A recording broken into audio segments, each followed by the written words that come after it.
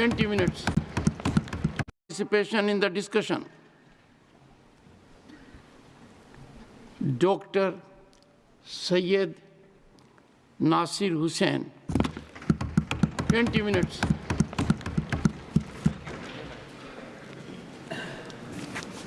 Chairman sir, मैं आभारी हूं आपने मुझे महत्वपूर्ण बिल पे बात करने का मौका दिया और मेरी पार्टी और आप मिलके मुझे जेपीसी का सदस्य भी बनाया था। कल लोकसभा में जितनी भी बहस हो रही थी मैं बड़े गौर से सुन रहा था। हमारे ऑनरेबल मिनिस्टर किरण रिजिजू जी ने काफ़ी बातें वहाँ पे रखी, आज भी यहाँ पे रखी। कल हमारे देश के गृह मंत्री भी वहाँ पे काफ़ी बात रखी। उन्होंने कहा कि ये बिल 2025 का नहीं आता अगर 1995 का एक्ट और 2013 के अमेंडमेंट्स नहीं आते।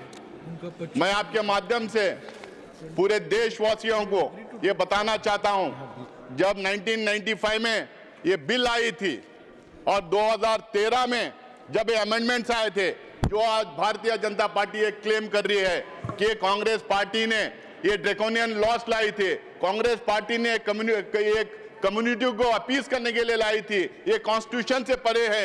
ये जो आज बड़ी बड़ी बात ये कर रहे हैं और इसका बेसिस बनाए आज के बिल का, मैं इनसे पूछना चाहता हूं कि 1995 में आप क्यों इस बिल का समर्थन किए थे? 1995 में अद्वानी साहब यहां पे थे, मुरली मनोहर जोशी जी थे, सुषमा स्वराज जी थे, अरुण जेटली जी थे, राजनाथ सिंह जी थे, सारे के सारे कंसेंसस के साथ 1995 का वक्फ बिल पास किया था। 2013 में जब ये अमेंडमेंट्स आए थे, जब भी कंसेंसस से पास किया गया था। 1995 में लोकसभा में भारतीय जनता पार्टी की तरफ से बंडारू दत्तात्रेय जी ने अपनी बात रखी थी और राज्यसभा में सिकंदर बख्श जी ने अपनी बात रखी थी। अपनी बात रखने के टाइम पे दोनों भी इस बिल का पूरा समर्थन किया था। उसके बाद में लोकसभा में भी उसके बाद में इनके 2009 के मैनिफेस्टो में भारतीय जनता पार्टी ये कहती है कि हम रहमान खान कमेटी रिपोर्ट को एग्जामिन करके हम उसको इंप्लीमेंट करने का काम करेंगे। उसी रहमान खान कमेटी के रिपोर्ट के रिकमेंडेशंस के बेसिस पे और आज ये जो बार बार कह रहे हैं सच्चर कमेटी रिपोर्ट, जिस कमेटी के रिपोर्ट को इन टोटो इन्होंने खारिज किया था, उनके खिलाफ क्या क्या इन्होंने नहीं कहा था, उस कमेटी के रिपोर्ट के खिलाफ इन्होंने क्या क्या नहीं किया था। हम लोगों ने रहमान खान कमेटी रिपोर्ट और सच्चर कमेटी के रिपोर्ट के आधार पर जब 2013 में अमेंडमेंट्स लाए थे, उस टाइम पे इनके तरफ से लोकसभा में शाहनवाज हुसैन जी, राज्यसभा में मुख्तार अब्बास नकवी जी अपनी बात रखते हुए उन 2013 के अमेंडमेंट को पूरी तरह से सपोर्ट किया था।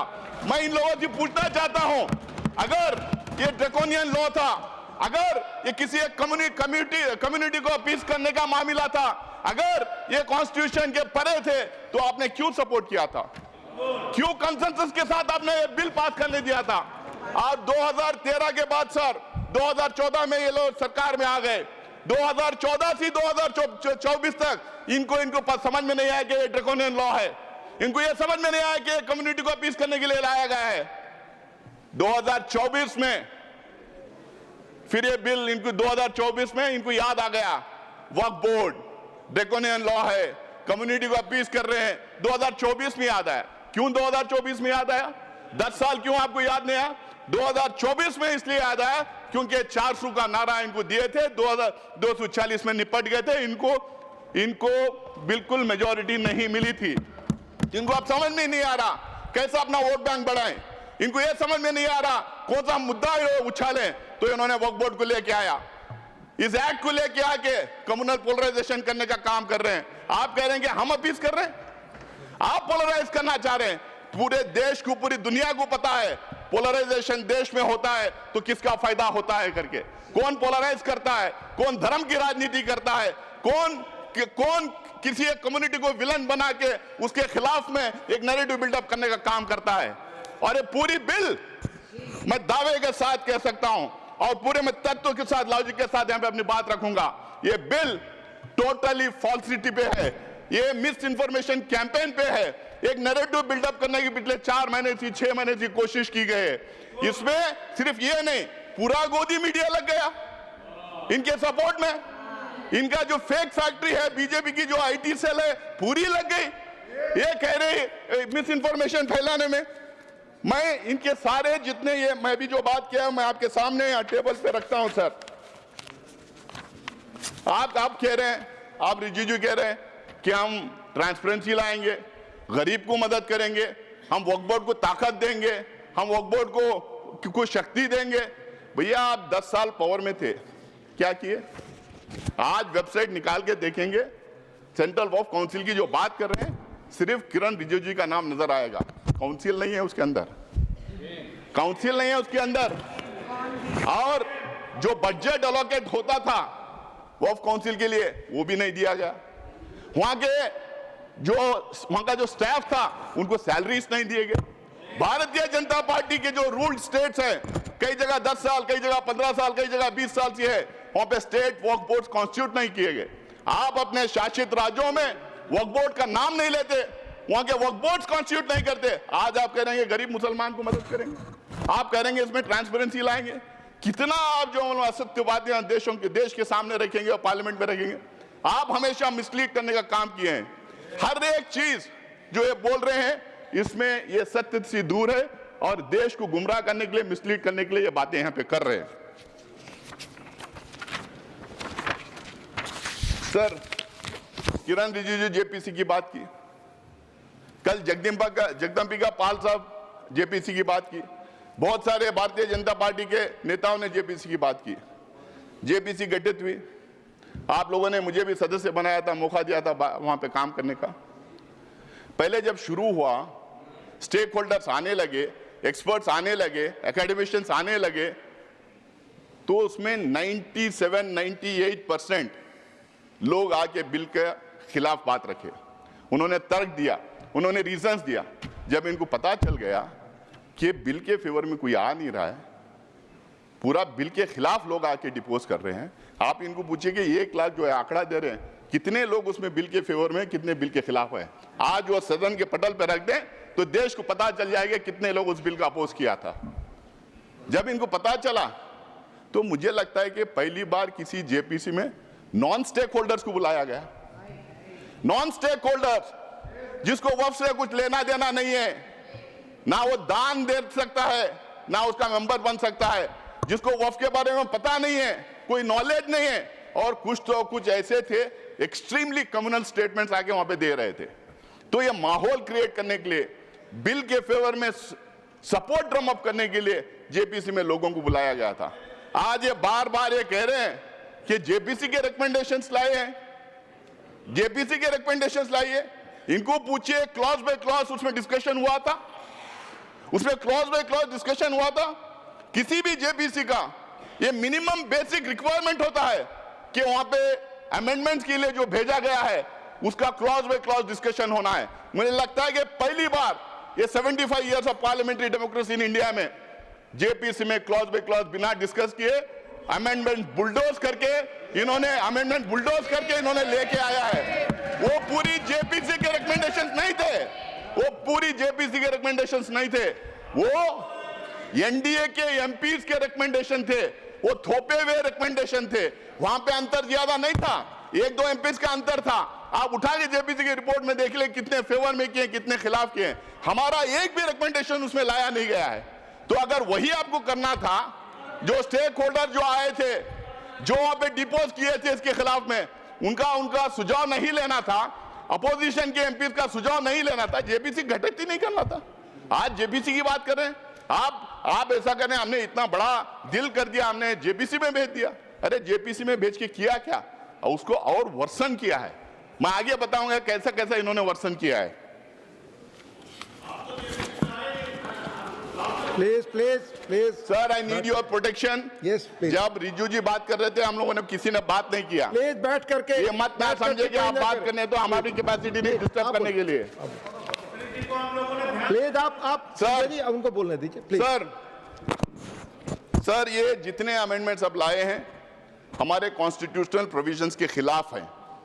ये 14, 25, 26, 30 को वायलेट करते हैं, ये इक्वलिटी बिफोर लॉ को वायलेट करते हैं, ये parity in laws for all sections of the people को वायलेट करते हैं। वन नेशन वन लॉ हम नहीं कहते, वन नेशन वन लॉ का नारा बार बार ये लोग देते हैं, उसको ये वायलेट करते हैं। ये यूसीसी बार बार बोलते हैं, उसको ये वायलेट करते हैं। अगर इतना ही है, मैं आज भी यहाँ कह रहा हूँ, कांग्रेस पार्टी की तरफ से मैं कह रहा हूँ, एक मुसलमान एमपी उस कम्युनिटी के होने के नाते से मैं कह रहा हूँ, इस देश में जितने समुदाय हैं, जितने धर्म हैं, उन तमाम religious centres, religious activity centres, धर्मस्थल जितने हैं, उसके गवर्नेंस और एडमिनिस्ट्रेशन में एक तरफ ये एक तरीके का लॉ होना चाहिए। सबको एक तरीके का लॉ रहने, हिंदूज को, मुसलमान को, सिख्स को, क्रिश्चियन को, पारसीज को, जोरस्ट्रियंस को, सबको एक तरीके का लॉ बनाइए। आप क्यों घबरा रहे हैं उससे? बनाइए लॉ उसके लिए, पर्सनल लॉ छोड़ के बाकी के सब गवर्नेंस एंड एडमिनिस्ट्रेशन में एक तरीका लॉ होना चाहिए। आप मैं आगे बताऊंगा और पार्लियामेंट के पटल पे मैं देखूंगा किस तरह से अलग अलग समुदाय में ये भेदभाव कर रहे हैं, किस तरह से ये टारगेटेड लेजिस्लेशन है, किस तरह से ये अनफेयर लेजिस्लेशन है, किस तरह से ये मुसलमानों के खिलाफ का लेजिस्लेशन है। आप बार बार कह रहे थे मुसलमानों के खिलाफ नहीं है। मैं दावे के साथ मैं कहना चाहता हूं, मैं आपके सामने प्रूफ दूंगा, यहाँ पे रखूंगा, ये बिल्कुल टारगेटेड लेजिस्लेशन है।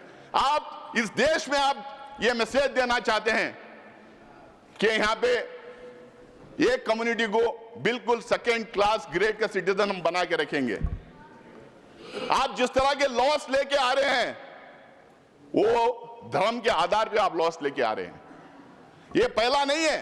कल कोई सीएए एनआरसी की बात कर रहा था, ये अमित शाह जी बैठे हैं, जब उस हाउस में हम लोगों ने सवाल किया था तो इन्होंने बोला था क्रोनोलॉजी से समझिए, ये सिर्फ सीएए नहीं है, इसके साथ एनआरसी और एनपीआर जुड़ेगा। जब इनसे सवाल पूछा गया था तो बोले नहीं, इससे लिंक्ड है। आप कह रहे हैं कि हम धर्म के आधार पे हम किसी की सिटीजनशिप छीन नहीं रहे, लेकिन धर्म के आधार पे आप सिटीजनशिप रोक रहे हैं। ये पहली बार हिंदुस्तान की कॉन्स्टिट्यूशन में ऐसा हुआ है, मुझे नहीं लगता है कि कहीं ऐसा और हो रहा होगा। उसके बाद में 1991 का सेटल्ड क्वेश्चन है sir, 1991 places of worship act का सेटल्ड क्वेश्चन है। उसमें इनके लोग हाई कोर्ट में चले जाते हैं, सुप्रीम कोर्ट में चले जाते हैं, उसके खिलाफ इनके पार्टी के ऑफिस बेयरर्स पिटीशन फाइल करते हैं 1991 प्लेसेस ऑफ वर्शिप एक्ट के खिलाफ में, और मंदिरों के नीचे मस्जिदें ढूंढने का काम करते हैं। आज अगर हमारे देश में हम खोदना शुरू कर देंगे, इतिहास में पीछे चले जाएं, तो किसके नीचे क्या क्या मिलेगा किसको पता है। हम इतिहास को खोदना नहीं चाहिए। बाकी के सारे देश आगे बढ़ने का काम कर रहे हैं, तो हमें इतिहास में जाके खोदने का काम शुरू किए हैं। यहां पे भी उसका प्रोविजन कर दिए। आज किरण रिजिजू जी आप यहां कह रहे थे, भाई हम लोगों ने, सर ये कौन है सर? आप बीच में टिप्पणी ना करें। कौन है सर ये? आप बोले इधर प्लीज। जगेश जी, सर मैं उससे आगे आऊंगा। अभी किरण रिजिजू जी ने बताया कि वफ का मायना क्या है। सर वफ का माना दान है, it as simple as that. वफ का माना दान है। दान कोई भी किसी को भी कर सकता है। ये बार बार कह रहे थे कि 2013 में एनीबडी कैन डोनेट करके लेके आए। इनको शायद ये पता नहीं, हुजूर मोहम्मद, प्रॉफिट मोहम्मद के ज़माने में गैर मुसलमानों भी दान करते थे। बहुत इंपॉर्टेंट सेंटर से जहाँ पे गैर मुसलमानों ने दान किया है। दान के लिए कोई रोक नहीं है, और ये दान का कॉन्सेप्ट सिर्फ हमारे धर्म में नहीं है, हम उसको वफ के नाम से कहते हैं, लेकिन दान का कॉन्सेप्ट हर मज़हब में है। हिंदूज में है, सिख्स में है, क्रिश्चियंस में है, दुनिया के हर मज़हब में दान का कॉन्सेप्ट है। हमारे दान के कॉन्सेप्ट से बनाए हुए इदारों को गवर्न करने के लिए, एडमिनिस्ट्रेट करने के लिए, रेगुलेट करने के लिए वक्फ बोर्ड बना है। ये बात फैलाई जा रही है, क्यों सिर्फ मुसलमानों को वक्फ बोर्ड चाहिए, क्यों हमारा बोर्ड नहीं चाहिए, क्यों सनातन बोर्ड नहीं चाहिए। इतना सोशल मीडिया में इसको फैलाया गया, मुसलमानों को अपील करने के लिए वक्फ बोर्ड बनाए गए। शायद इनको पता नहीं, शायद ये बोलना भी नहीं चाहते। इस देश में एंडोमेंट बोर्ड्स हैं, इस देश में मुजरा डिपार्टमेंट्स हैं, इस देश में हिंदू रिलीजियस प्लेसेस एक्ट्स हैं, इस देश में एसजीपीसी है, इस देश में बहुत सारे स्टेट्स में क्रिश्चियंस के लिए काउंसिल्स और कॉर्पोरेशंस हैं। हर मजहब के लिए है। हर मजहब के रिलीजियस इंस्टीट्यूशंस को गाउन करने के लिए अलग अलग एक्ट्स बनाए गए हैं। टेंपल ट्रस्ट से, स्टेट से अलग अलग एक्ट्स बनाए गए हैं। आप ये क्यों भ्रम फैला रहे हैं? और ये सिर्फ कांग्रेस का अचानक बनाया हुआ मामला नहीं वक्फ का। आपने अभी कहा कि अंग्रेजों के जमाने में वक्फ को रेगुलेट करने के लिए कई एक्ट्स आए थे, उसको आगे बढ़ाते गए, उसमें अमेंडमेंट लाते गए, उसमें सुधार लाने के लिए कई अमेंडमेंट्स लेके आए। कांग्रेस ने उसको सुधार करने के लिए कई काम किया है। और 1995 में और 2013 के एक्ट्स के बारे में ये बार बार जो बोल रहे हैं, वो बिल्कुल वक्फ बोर्ड को स्ट्रेंथन करने के लिए, वक्फ प्रॉपर्टीज को बचाने के लिए, एंक्रोचर्स को हटाने के लिए, उसमें ट्रांसपेरेंसी लाने के लिए हम लोगों ने वो अमेंडमेंट्स लेके लाए थे और इनका पूरा सहयोग और सपोर्ट उसमें था।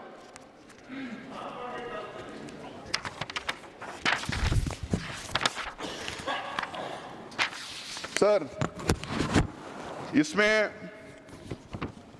बार बार ये कहा जा रहा, आज भी ये कह रहे हैं कि वक्फ बोर्ड, ये सबसे बड़ा एलिगेशन वक्फ बोर्ड के खिलाफ है सर, और सबसे बड़ा मिस इन्फॉर्मेशन फैलाया गया है। आज भी यहाँ पे बोल रहे थे कि वक्फ बोर्ड कोई भी जमीन को अपनी जमीन डिक्लेयर कर सकती है। क्या हिंदुस्तान में लॉ नहीं है? क्या रेवेन्यू रूल्स नहीं है? क्या प्रॉपर्टी रूल्स नहीं? मतलब कहीं पे भी हम टवल डाल दें और हमारी बना लें? हम ट्रेनों में चलते हैं, ट्रेनों में नमाज पढ़ते हैं, फ्लाइट्स में नमाज पढ़ते हैं, तो नमाज पढ़ ले तो क्या ट्रेन हमारी हो गई? क्या फ्लाइट हमारी हो गई? क्या वक्फ में उसको लिखवा दें? वक्फ को जो पावर दिया था, अगर वक्फ बोर्ड के सामने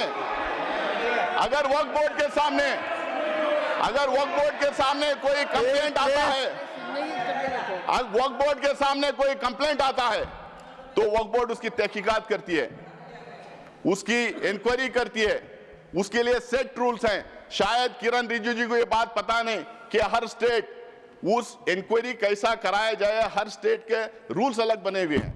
मैं वक्फ बोर्ड का मेंबर पिछले 6 साल से हूं सर, कर्नाटका में 6, अब 7वां साल कंप्लीट कर रहा हूं। तो वहां पे ये आपको पूरा इंक्वायरी, तो बोले प्लीज।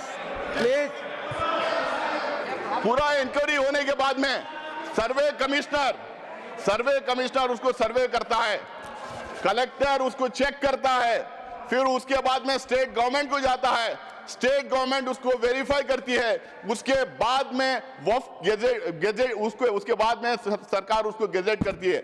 उसके बावजूद भी अगर कोई संतुष्ट नहीं है तो ट्राइब्यूनल में जा सकता है। अगर वहां भी कोई अगर वहां भी उसके खिलाफ अगर डिसीजन जजमेंट आता है, अगर वहां पे वो कन्विंस नहीं है तो वो कोर्ट में जा सकता है। आज ये कह रहे हैं कि कोर्ट में रिव्यू नहीं कर सकते, कोर्ट में बिल्कुल रिव्यू कर सकते हैं। अगर कोर्ट में रिव्यू नहीं कर सकते तो हाई कोर्ट में और सुप्रीम कोर्ट में वक्फ के इतने केसेस कैसा हो रहे हैं, हाई कोर्ट में और सुप्रीम कोर्ट में। माननीय गृह मंत्री कुछ कर दे एक जी प्लीज। मान्यवर, मैं सदस्य को बीच में टोकना नहीं चाहता, शायद वो भोले भाव से गलत इंफॉर्मेशन सदन के सामने रख रहे हैं, तो मैं थोड़ा करेक्ट करना चाहता हूं।